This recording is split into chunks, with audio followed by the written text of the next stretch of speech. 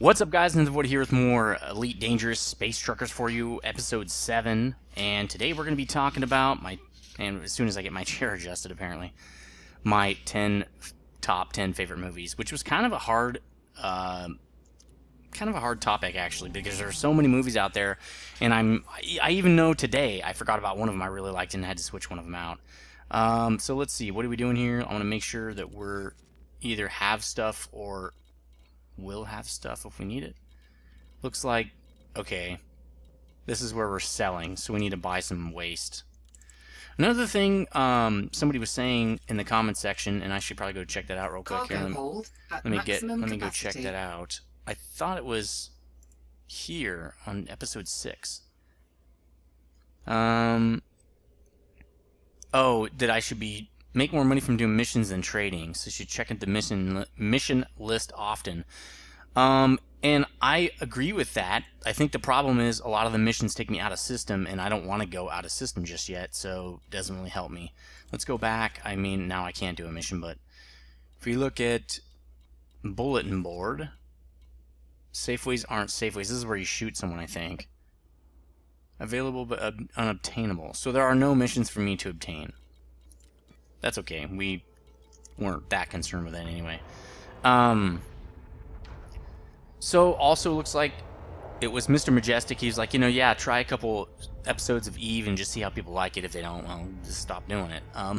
So that's pretty cool. Lieutenant Merc, I know what you're saying about the throttle, but the only way I've known that will work is if you hit 70%, right when you're 7 seconds from your target. That's one way I've seen that it does work. Every other way I've tried it, it doesn't seem to want to work, so I'm just going to stick with the tried and true method there. It just means I have to be a little more vigilant, because when I used to do that, it always overshot. It would never slow itself down in time. It really sucked.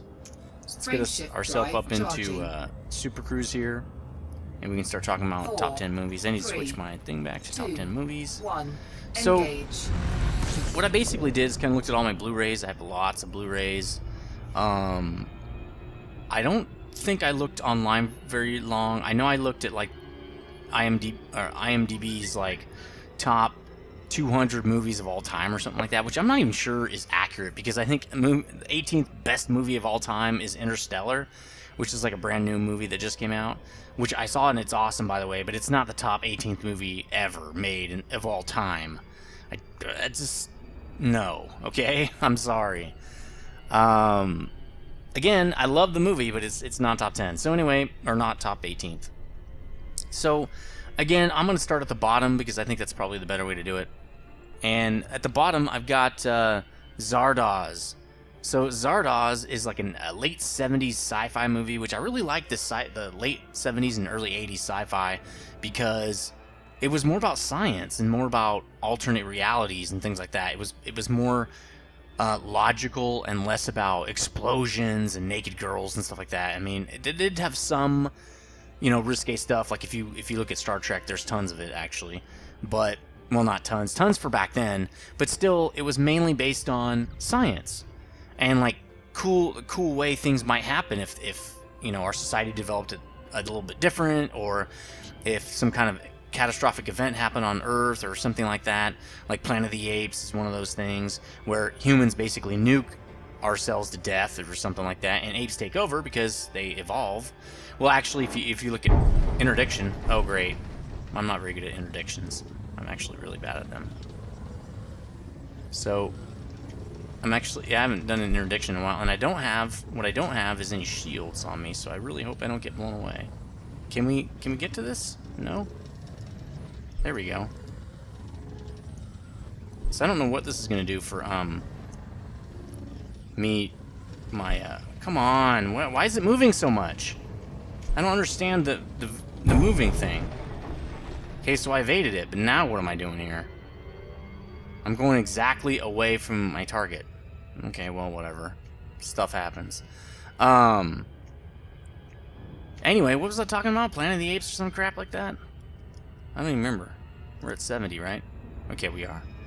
So, No, I guess it was due to some kind of virus that they were testing, or I can't. And they gave it to an ape, and the ape got really intelligent or something like that. I think it was to try to cure Alzheimer's, but I don't think that was what the original one was about. I think the original one was about there was nuclear war and humans killed ourselves basically, and so apes evolved and took over. I mean, I'd have to go back and actually watch the one with Charlton Heston in it from the 50s, or I think it was like 60s. But it was cool because it was mainly about science. And Zardoz is a lot like that. Zardoz is basically an alternate reality future type situation where it's got Sean Connery in it, which is kind of cool. He used to do like sci-fi and stuff, which is kind of weird, before he was James Bond, I think. Or maybe it was after. Maybe it was after, I don't remember. But yeah, it's a really cool alternate reality thing, and you'll have to just see it. Go check it out. It's just basically this big floating head that's like acts as like a god to these guys, and it's basic. But well, I don't want to blow it. I don't want to blow it. Okay, just go check it out. It's a really cool movie. 9th on the list is Swingers. That's just in all of these. There's a bunch of movies that I like a lot, like the games. It's a lot of it is stuff that was just influential for me, like as I was growing up or as I was going through certain times and stuff. And I think Swingers is like the quintessential guy movie. You know, it's a bunch of single guys hanging out in LA, going to nightclubs and stuff, meeting girls. You know, how do you talk to a girl? When should you call her when you first meet her? Should you wait 3 days or 4 days or whatever? And just basically guys having a fun time being guys. But it's really funny. It's just a hilarious movie. If you haven't seen it, go check it out. I think it's very R-rated, I would say. Or R-rated, or should be R-rated. Might be a better way to do it, too. So I might want to dock. Scan detected. I might want to do that. There we Docking go. Request granted. But if you have not seen it, and you're of age, you should see that movie, because it rocks. So I'm trying to make up a little bit of time while I pilot my way in here. Oh, perfect. Look at that. Oops, wrong button. So 28. We're good to go with 28. That's not even a big deal. So, 8th on the list, good old Breakfast Club. That's an 80s movie. 80s teen flick, basically. What am I at? 28? And that was just really a fun movie. It's got a bunch of... It's kind of like Friends in a movie, though. And it's based on... It's based on high school, and these kids are coming to Saturday detention, and none of the kids really know each other. They're all... Oh, no, damn. Thank you. Do not crash. They're all kind of from different groups and different cliques within the school. Docking successful. And none of them know each other, and it's all about how they meet each other, and they find out they have a lot in common, or they really don't, but they just kind of have a fun time. And they all become friends and stuff. It's a really it's kind of a funny movie. It's a great comedy. But it's very iconic 80s. Like if you even the fashion, very 80s. Everything about it is straight up 80s. So if you haven't checked that out, you should. It's a great movie. But yeah, Breakfast Club. I watched that movie like tons when I was younger, and I still kind of pop it out sometimes and watch it. So let's get some animal meat. We can't really go wrong here. So there we go. It's a little bit cheaper right now, which is probably good for me. Hopefully they haven't changed the price at the other end. Oh, I should probably check commodity. Well, it doesn't matter now, but let me check the bulletin board here. Yeah, we don't need that because that's basically give me money. Okay, so let's launch out of here. So that was number 8. Number 7 is a really oddball, out there movie that I saw on Netflix one day. I don't even know if it's still on Netflix. I'm pretty sure it's not because I tried to look it up to watch it again a while back, and it was gone. It's called A Scanner Darkly. It was a book, I think, from the 70s or 80s about drugs and their effect on society and different... Oh, I did too much roll there. And their effect on society and things like that. And it's really, really interesting. I don't want to blow it. It's kind of... It's alternate reality type of a sci-fi. And the reason I wanted to see it is because I noticed there are actually tons of great actors in it and stuff. I know there's Robert Downey Jr., Iron Man, basically, is in it. There's a couple other guys, Woody Harrelson, who you wouldn't expect are in that kind of a movie. It's just a really good movie about the effects of drugs on society and stuff like that. It's just really good. Check it out. It's a drama. It's not funny. It's just very interesting. If you ever get a chance to check that out. Again, it might be on Netflix, but I'm pretty sure it's not, because I think it just was at one time. It's not anymore, which is, it sucks. And that was the one that I thought of today that I actually hadn't thought of before. Number 5 on the list, 6 on the list is the Matrix series. Matrix series is blowing me away. Great alternate reality, and the real thing and this is one of the reasons I picked the Matrix, because I did have like Star Wars and Star Trek obviously on my list of, and you can see my list of all movies I thought were awesome down in the video description. It's not all of them, but it's a lot of them, the ones I was choosing from anyway to pick my top 10. But Star Wars, Star Trek have, you know, 10 movies each or whatever it is. Star Wars has 6. It's gonna have 9, woot woot, and Star Trek has like 11 or something like that if you consider the originals and Next Generation and all those other ones. They have tons. So I didn't really want to pick just one of those movies. I really picked them as a series, and I think Matrix. Well, I mean, if you think about Star Trek, all those 3 made a big impact for their time. Like if you think of Star Wars, that pretty much came out first. It was a series. It wasn't a set of movies. Star Wars was, or Star Trek, sorry, Star Trek was first. Star Trek was huge because it was basically the first sci-fi, as far as I know, it's the first space sci-fi on TV. And it might not be the first, but it was definitely one of the most successful ones early on. It just really shaped American television for a while, because it was during that transition, I know Toy Story talks about this a lot, but during that transition between when American boys liked cowboys and Indians and when they started liking space. So they went from kind of the good old West thing to liking technology, which is a really big change in a society. From blue collar to white collar in a sense. So I think Star Trek really had a huge impact for its time. I didn't pick it as one of my main ones on my list because it just didn't make the cut. The movies didn't make the cut. The show probably would. I'm going to do top 10 shows, but I'm obviously not doing them in this video.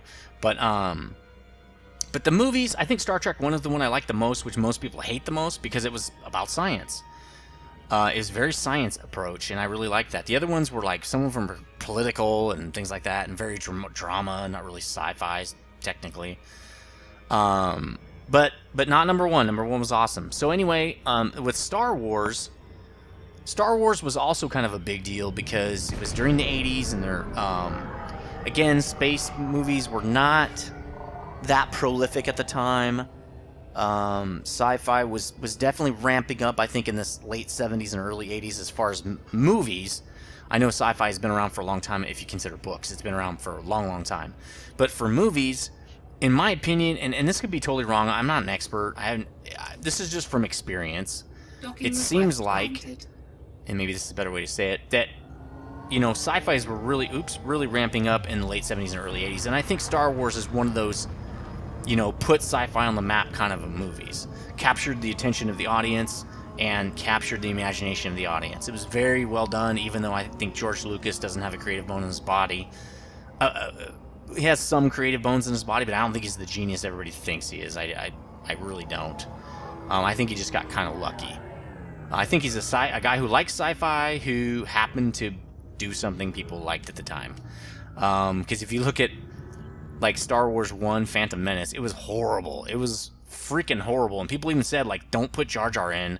And he's like, I'm putting Jar Jar in. I'm the one that made Star Wars. Don't you think I know what people want? Obviously you don't, because Jar Jar was the dumbest thing you've ever done. Ever. George Lucas, ever. Okay? Besides maybe over-licensing Star Wars and charging an arm and a leg for every freaking Star Wars thing out there. That is not cool either, but, you know, it's your license. Well, not anymore. It was your license till Disney bought it out from under you. But so yeah, Star Wars also has its place, but I think The Matrix, and maybe this is just because it influenced me more than those other two, The Matrix had the biggest effect on me. I think mainly because we're just coming into the computer generation, and I've always been really fascinated by programming, and you'll see there's a couple other movies that in my list that kind of mention something similar to that love of programming. And The Matrix is really something I think is going to happen. People don't agree with me, and they can go ahead and not agree, but I'm pretty sure The Matrix is going to be a thing. We're already seeing virtual reality headsets.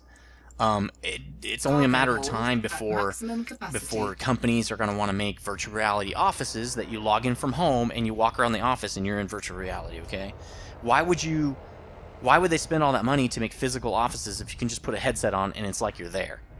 That's going to happen, guys. And that's going to happen with everything. Amazon, they're going to do it too. You're going to be able to walk around and look at stores and go store shopping inside Amazon. You'll be able to put clothes on because the app will know your exact, measurements. You'll be able to try clothes on. They've already been talking about this, so this shouldn't be surprising at all. It's definitely going to be a thing. So once we virtualize pretty much everything, like virtual walk-in theaters, virtual drive-ins, virtual everything, guys. Everything is virtualizable. I just coined that word, virtualizable. I did consult George W. Bush. He said I can create that word. It's cool with him, and he doesn't claim that word. It's cool if I claim it. So once that happens, what's the point of ever leaving the house? Why don't you just jack in, right, and then give yourself an IV and you're good, and you never have to unplug from the network. Why? There's no need to. Well, there's one need: reproduction, which that's going to be a staple for a long time because guess what? People like it, but you can also do that virtually. If you can plug into the brain and like activate neurons and stuff in the brain, you can simulate that. You can simulate that, dudes. So it seriously is only a matter of time. I'm telling you right now, it's gonna happen someday. And you know what? A lot of people, that same thing happened in Star Trek. A lot of that tech didn't exist.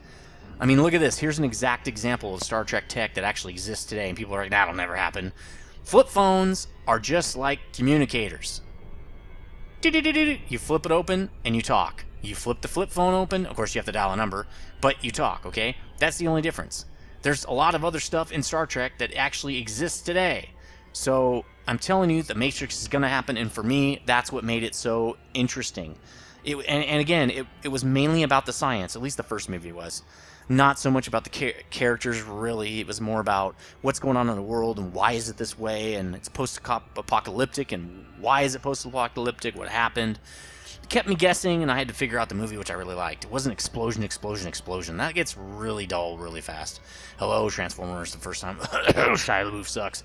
And, so anyway, that's why The Matrix is number 6 for me. I really probably should start hurrying up if I'm going to get through this list. I want to make sure I don't miss my cue here to hit my hotkey 7. Because I'm not, my goal today is no overshoots. There we go. So, next up, number 5, getting into the lower 5, Super Troopers. Amazingly funny movie. I can seriously have probably watched it 50 times. It's still hilarious. The one-liners in that movie are pretty much the best out of almost any movie of all time. There's one I think has a better one-liners that I quote all the time, but that's going to be coming up pretty soon. It's my number 2 slot. So, Super Troopers. Hilarious. Hilarious. If you have not seen it, go see it. Or rent it or whatever you need to do, but it's super funny. You will not be disappointed. At least I wasn't. I don't think you will be, but I guess that remains to be seen if you've seen the movie. So, Super Troopers, really, really, really, really funny. And it had a plot. When I like one-liners, I don't really need a plot. I don't really care that there is a plot. And I'm glad they didn't really focus on the plot. Because when they start, like, and go see a comedy like Hitch. Hitch is a great example. Hitch is a funny comedy. It's got some great one-liners. It's got really funny stuff in it. But it almost gets ruined by the story. It gets too serious at the end, right? I don't want serious in my freaking comedies. Why are you doing this? Keep that serious out of my freaking comedies. And I'm going to go down here because I don't want to wreck. I'm just going to be a little bit safe. Keep that serious out of my comedies, okay? I don't want it at all, ever. Ever at all. So yeah, Super Troopers, great movie. Number 4 on my list, Neverending Story. If you are a child of the 80s, there's nothing more that needs to be said. This was like the kid movie of the 80s, as far as I'm concerned. It's really captivates the imagination. The story is great. All the characters, almost immediately you care about all the characters. You can identify with a lot of the characters and stuff. It's a it's just really well written. It almost feels like A lot like how great... Oh, I can't turn probably because the... Which, okay, I'm supposed to be on this side. Oh! Almost forgot again. Docking request granted. So, 16. So, just if you haven't seen that, even that's probably worth a watch, even though it's kind of a kid movie. It's just a great... It's a great movie with some great characters. The plot is really good. It's just all around great. And, 16. Okay, there I am. Let's aim down here. Probably need to slow it down a little bit, too.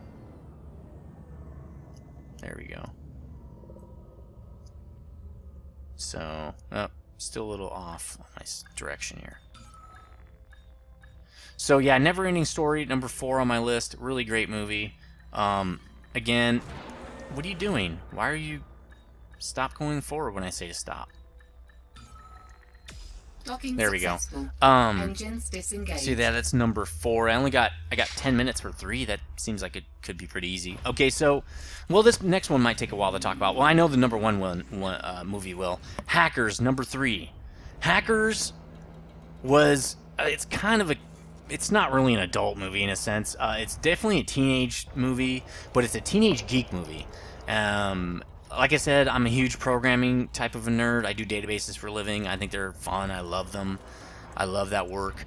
But Hackers really takes the cake as far as a great movie about... It's not very accurate, but whatever.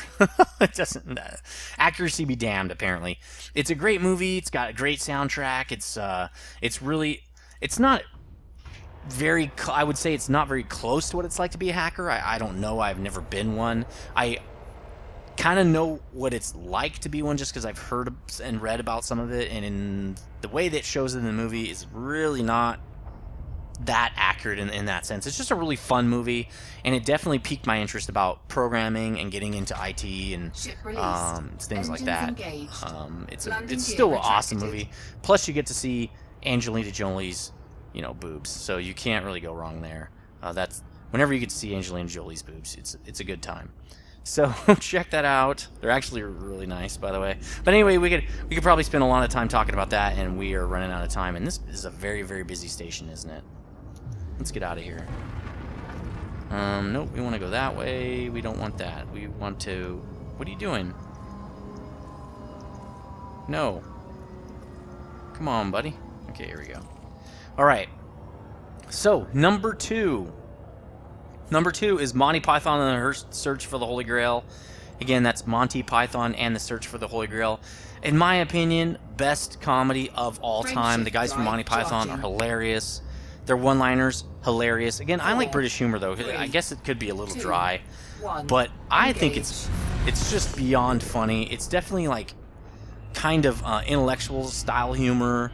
It's got a lot of great scenes in it and a lot of great parts and really a lot of great slapstick that's just stupid.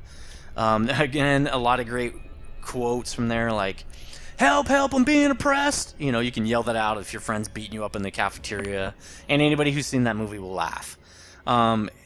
You gotta see it if you haven't seen it. Seriously, I'm pretty sure it's the best comedy of all time.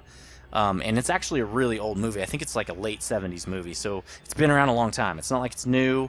I think a lot of people would say either that's one of the best comedies of all time, or it's a good comedy at the very least. It's probably also fun to see when you're drunk, because you're probably going to laugh like a lot more. I don't 420, but if you do, I'm sure that would be another thing you could do. It's going to make you you're going to die laughing because that movie's so funny. See it. You definitely need to see it. So this last movie is probably one you've never heard of. It is definitely still, well... Again, I'd probably have to check because I have not checked in a little while. But I did see this on Netflix as well. Kind of when I was looking for movies like A Scanner Darkly. I was just kind of checking out sci-fi and what Netflix recommended, and they recommended Primer, the movie Primer to me, or Primer. I think it's Primer actually, but I call it Primer. It doesn't really matter. The name is not much of a big thing for this movie, but basically, I love time dilation, and I'm not even sure I believe time dilation exists, because I'm not sure the speed of light is actually fixed. So in that regard, I mean, you can't add to or subtract from the speed of light based on if you Anyway, that's a different topic altogether. We might need to talk about that, but I'm sure Scott Manley could do a much better job because I'm not a physicist and he is. In fact, I might have to send him a question about that, and maybe he can do a video on it, and then I can do like a reply to his video kind of thing. But Primer is a great movie about time travel. So I'm not going to tell you any more about it because I've already ruined it, kind of. Which is kind of weird that the main... you can't even talk about the plot at all because you've already ruined it. It's kind of odd. But you should see that movie. If you haven't seen it, again, you should see this movie. Yeah, I think it's on Netflix. You'll see it. If you don't know you don't know how to spell it, again, look in the video description. It's all going to be there. All these movies, the names of them are all in the video description. Go check it out. That movie is seriously... it's just retarded. It's going to bend your brain like something serious. It's definitely a thinking sci-fi movie. And again, it's all sci-fi. There really is no plot. The plot is about the science. So that's what I like about it so much. A lot of the newer sci-fis, I don't even think they're really sci-fi. Like a lot of the Transformer movies, almost all of the Transformer movies, to me, are not even science fiction. Yeah, they're science fiction because of robots from another planet. But that's really where the science fiction kind of ends. After that, it's explosions and character development and a regular plot. I mean, it's definitely not Primer, okay? It's definitely not time travel and physics and things like that. It's nothing like that, okay? But this movie definitely is. You definitely should see it. It's awesome. It's super awesome. I've probably seen it 8 or 9 times, I think. And it's very... once you see it, you kind of already know what's going to happen all the time. So it's not like I'm going back and seen anything different or anything. It is definitely worth a couple of views because the first time you see it, you don't know what's going on.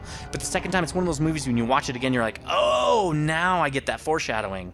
Or, oh, man, it totally makes sense. I can totally see what's going to happen because of X, Y, and Z. Because you already know what's going to happen, right? So definitely see that movie. It's very, very awesome. Let's come in. This is going to be our final docking, obviously. Docking request so granted. That's it for my list of top 10. I'm going to give an honorable mention, though, to Tarantino. I know Tarantino, obviously, he is not a movie. He's a director. He's a screenplay. He's a writer and director. But Tarantino is just one of the most original film play writers. I think that's what you call them, right? Script writers or something. And directors that I've ever known. He basically does whatever the hell he wants and doesn't care if you don't... He's an artist, okay? Tarantino's an artist. He's like, look, this is art. I do whatever the hell I want. You don't like it? Don't come see the movie. Nobody is twisting your arm. I don't make this to make money.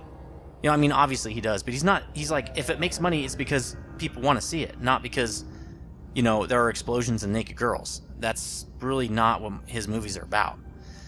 His movies are about Tarantino, about doing whatever the hell he wants, and he loves what he does, and he's just a very gory dude. It's just kind of the way he is.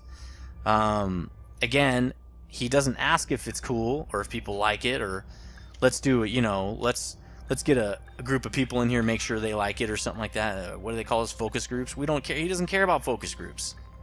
He's going to do whatever the hell he wants. So hopefully you like it and go see it because it's going to be what it is. So 4 Rooms, Reservoir Dogs, Pulp Fiction, Inglourious Bastards, Django, all those are Tarantino movies. All of them are awesome. There's a couple other ones too. Can't even remember what they're called, but they're awesome. So yeah, see some Tarantino movies. You will not be disappointed. Again, they're very gory. They cuss a lot because Tarantino doesn't give a crap. That's just kind of the way he is, and you just kind of have to put up with it. So, how much profit am I getting? About the same, right? Yeah, a little bit less, but not much. So 71K, 72K, we're getting up there. I agree with somebody that said basically double the cost of the ships, what you're going to need to outfit it and then fill it up with goods. So I'm going to need about 150,000, 170,000 actually. So we're not really that close. Well, again, I'm going to sell this ship. It's going to net me, I think it's 90%, right? So I'm going to get about 52,000 out of this ship, which means we need about 60,000 to go. We got 60,000 to go, so that should take us a few episodes. We should be there. I might do some of that off camera. I'm not really sure yet, but definitely stay tuned for the next Space Truckers. I'm not sure what I'm going to talk about. If you have any ideas for topics, please put them in the video description, and I will probably talk about them. Also, put your top 10 movies in the video description, or any movies you think I missed that should be my top 10, or any cool sci-fis from 70s or 80s or whatever. Like, what's another one? 1984 is a good one. I did not mention that one. That's a great older sci-fi. stuff like that. So again, let me know in the video description or in the comment section what your favorite movies are, and as always, guys, stay frosty.